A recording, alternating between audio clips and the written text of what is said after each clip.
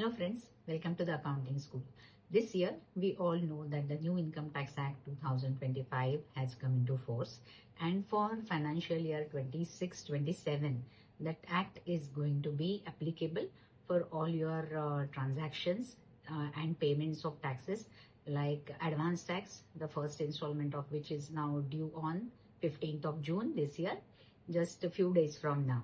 So the accounting school has already published many videos stating the impact of the transitions or how to do the transitions, the impact of the provisions on business houses, individuals, salaries. So all these videos are going to be helpful for calculating your advance tax installment. So I'm giving the link to all the videos in the bio. So today we are just going to discuss about the checklist which you have to take into account while computing your advance tax. So let us start. Hello business house, you have to see that your business has already transitioned into the new rules to accommodate the new rules, and for that we have the videos. Then the tdscpc.gov.in, the site which is used for filing the TDS returns and checking their the status of statements, correction.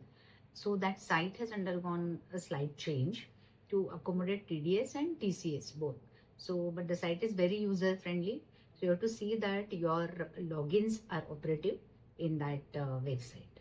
As a business person, then you have to check that you have already conveyed your choice of regime to your employer, and new regime is by default is the default regime now, and in that you have to be aware about the increased allowances, which the exemption which is now extended in the form of increased allowances, and also the as per new wage code the salary structure is changed. So you have to take into consideration both while deciding your regime.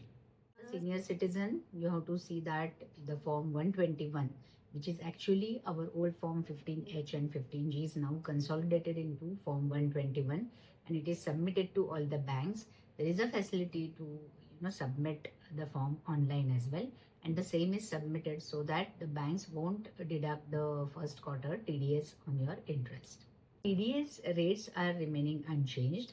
However, when you are computing your advance tax for 15 June, it is unlikely that you will get the TDS amount exactly from 26 A's, which is actually now the form 168. It will be updated on the site only in the month of July. So what you can do is, on the previous year basis, you can take the TDS, proportionate TDS into account if your income sources are unchanged, so that you will at least get the ad hoc amount of TDS and your advance tax will be reduced by that amount. Over deduction certificate, which was earlier form 13, is now form number 128, and that also can be applied online, and that process also you have to start now. In fact, by June end it should be done, so that your first quarter TDS can be deducted in the lower rate of TDS. And also be aware of mentioning the amount, because that amount is important.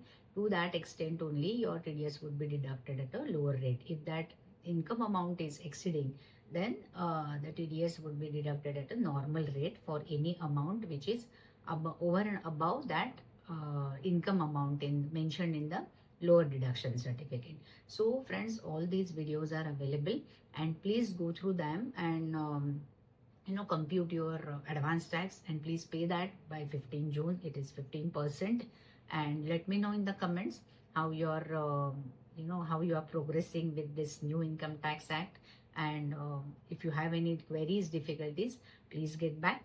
So thank you for watching, and see you in the next video.